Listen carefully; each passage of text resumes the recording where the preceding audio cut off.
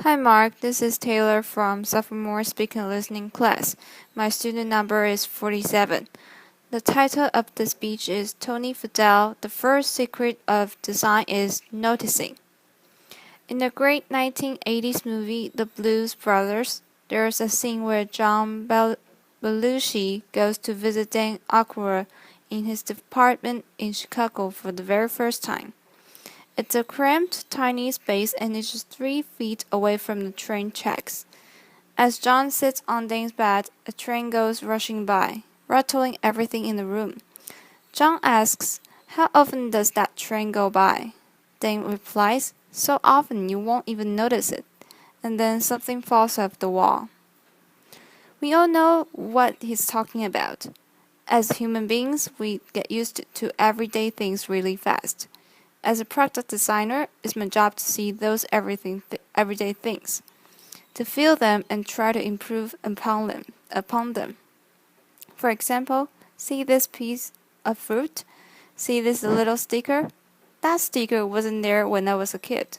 But somewhere as the year passed, someone had the bright idea to put that sticker on the fruit. Why? So it could be easier for us to check out at the grocery counter. Well, that's great. We can get in and out the store quickly. But now there's a new problem. When we get home or we are hungry and we see this ripe, juicy piece of fruit on the counter, we just want to pick it up and eat it. Except now we have to look for this little sticker and dig at it with our nails, damaging the flesh, then rolling up that sticker. You know what I mean. And then trying to flick it off your fingers. Applause. It's not fun, not at all. But something interesting happened. See, the first time you did it, you probably felt those feelings. You just wanted to eat the piece of fruit. You felt upset. You just wanted to dive in. By the 10th time, you started to become less upset and you just started peeling the label off. By the 100th time, at least for me, I became numb to it. I simply picked up the piece of fruit, dug at it with my nails, tried to flick it off, and then wondered, was there another sticker? So why is that? Why do we get used to everyday things? Well, as human beings, we have limited brain power, and so our brains encode the everyday things we do into the habits so we can free up space to learn new things. It's a process called habituation, and it's one of the most basic ways as humans we learn. Now, habituation isn't always bad. Remember learning to drive? I sure do. Your hands clenched at 10 and 2 on the wheel, looking at every single object out there. The cars, the lights, the pedestrians is a nerve-wracking experience. So much so that I couldn't even talk to anyone else in the car and I couldn't even listen to music. But then something interesting happened. As the weeks went by, driving became easier and easier. You habituated it. It started to become fun and second nature. And then you could talk to your friends again and listen to music. So there's a good reason why our brains habituate things. If we didn't, we'd notice every little details all the time. It would be exhausting and we'd have no time to learn about new things. But sometimes habituation isn't good.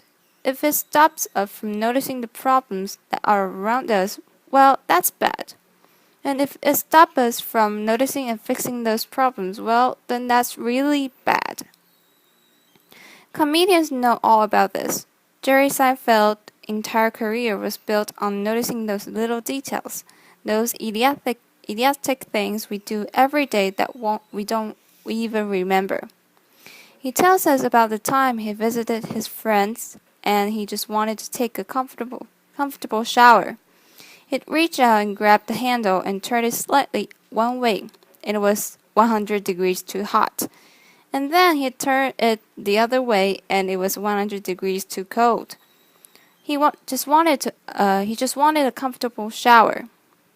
Now we've all been there, we just don't remember it. But Jerry did, and that's a comedian's job. But designers innovators, and entrepreneurs, it's our job to not just notice those things, but to go one step further and try to fix them. See this. This is Mary Anderson. In 1902 in New York City, she was visiting. It was a cold, wet, snowy day and it was warm inside a streetcar.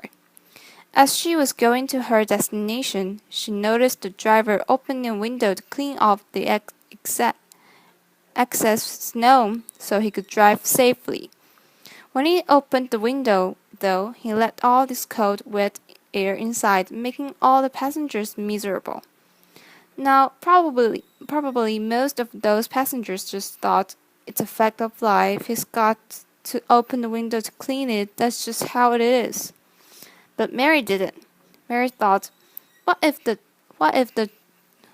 diver could actually clean the windshield from the inside so that he could stay safe and drive and the passengers could actually stay warm.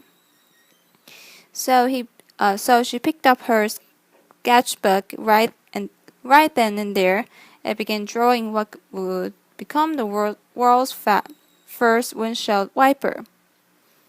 Now, as a product designer, I try to learn from people like Mary to try to see the world the way it really is, not the way we think it is. Why? Because it's easy to solve a problem that almost everyone sees. But it's hard to solve a problem that almost no one sees. Now, some people think you are born with this ability or you're not, as if Mary Anderson was hardwired at birth to see the world more clearly. That wasn't the case for me. I had to work at it. During my years at Apple, Steve Jobs challenged us to come into work every day, to see our products through the eyes of the customer, the new customer, the one that has fears and possible frustrations, and hopeful exhilaration that their new technology product could work straight away for them. He called it staying beginners, and wanted to make sure that we focused on those tiny little details to make them faster, easier, and seamless for the new customers. So I remember this clearly in the very earliest days of the iPod. See, back in the 90s, being a gadget freak like I am, I would rush out to the store for the very, very latest gadget. I'd take all the time to get to the store, I'd check out, I'd come back home, I'd start to unbox it. And then there was another little sticker, the one that said, charge before use. What? I can't believe it. I just spent all this time buying this product and now I have to charge before use. I have to wait what felt like an eternity to use that coveted new toy. It was crazy. But you know what? Almost every product back then did that. When it had batteries in it, you had to charge it before you used it. Well, Steve noticed that and he said, we're not going to let that happen to our product. So what do? Typically, when you have a product that has a hard drive in it, you run it for about 30 minutes in a factory to make sure that hard drive is going to be working years later for the customer after they pull it out of the box. What do instead? We ran that product for over 2 hours. Why? Well, first off, we could make a higher quality product, be easy to test, and make sure it was great for the customer. But most importantly, the battery came fully charged right out of the box, ready to use. So that customer with all that exhilaration could just start using the product. It was great and it worked. People liked it. Today, almost every product that you get that's battery powered comes out of the box fully charged, even if it doesn't have a hard drive. But back then, we noticed that the detail and we fixed it, and now everyone else does that as well. No more charge before use. So why am I telling you this?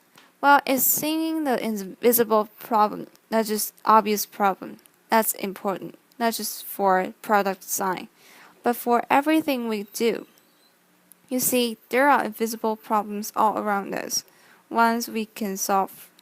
But first, we need to see them, to feel them. So I'm hesitant to give you any tips about neuroscience or psychology.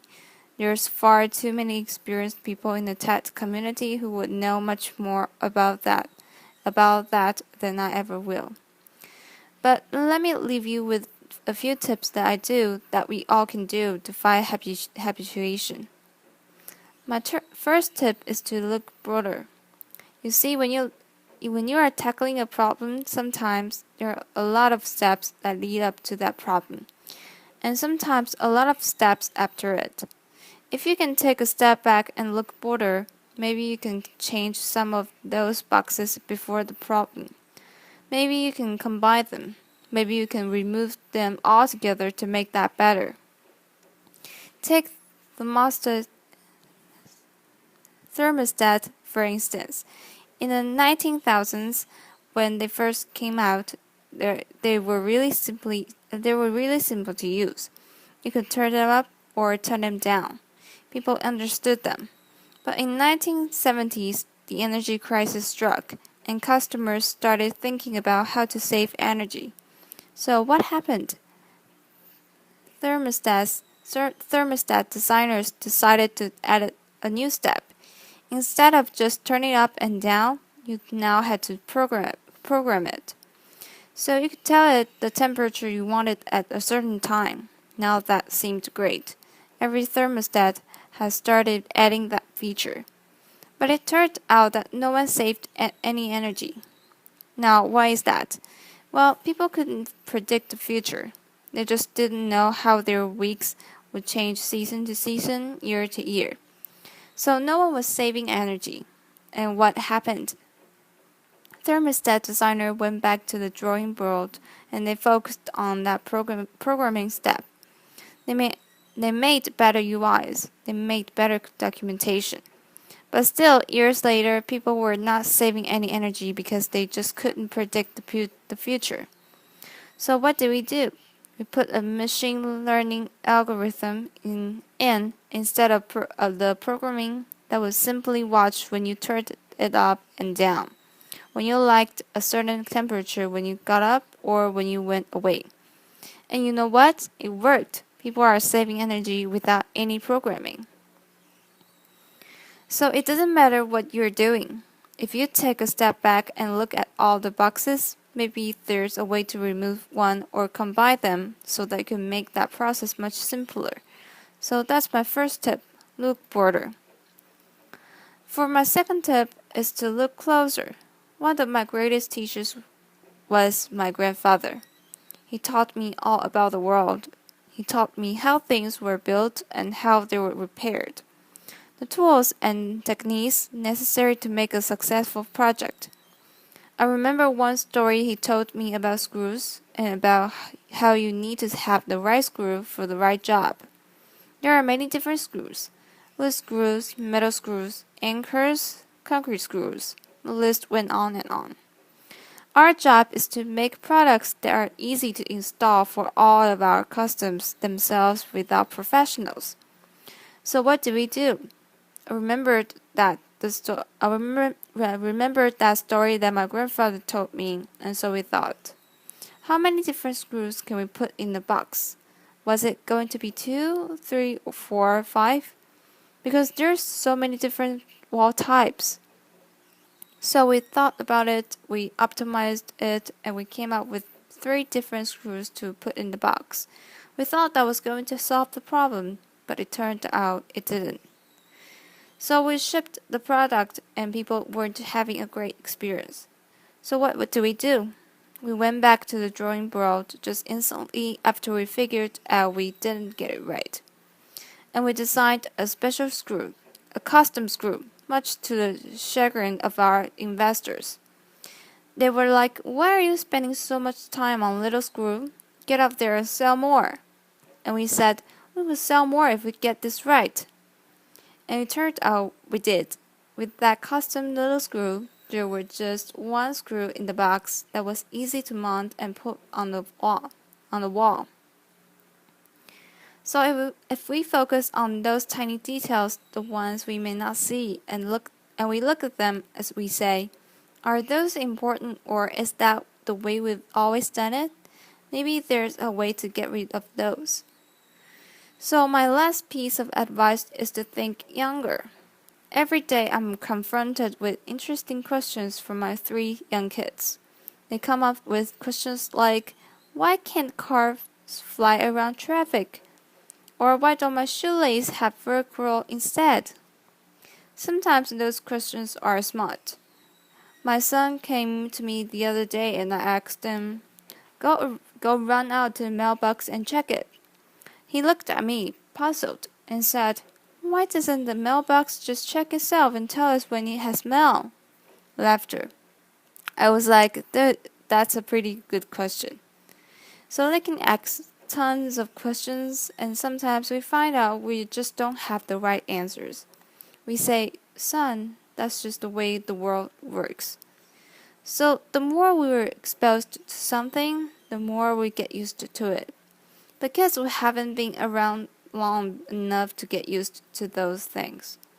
And so when they run into problems, they immediately try to solve them, and sometimes they find a better way, and that way really is better.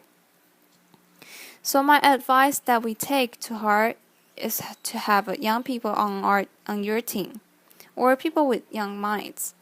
Because if you have those young minds, they cause everyone in the room to think younger. Picasso once said, every child is an artist. The problem is when he or she grows up is how to remain an artist. We all saw the world more clearly when we saw it for the first time, before a lifetime of habits got in the way. Our challenge is to get back there, to feel that frustration, to see those little details, to look broader, look closer, and to think younger so we can stay beginners. It's not easy. It requires us pushing back against one of the most basic ways we make sense of the world. But if we do, we could do some pretty amazing things. For me, hopefully that's better product design. For you, that could mean something else, something powerful. Our challenge is to wake up each day and say, how can I experience the world better? And if we do, maybe, just maybe, we can get rid of these dumb little stickers. Thank you very much. Applause.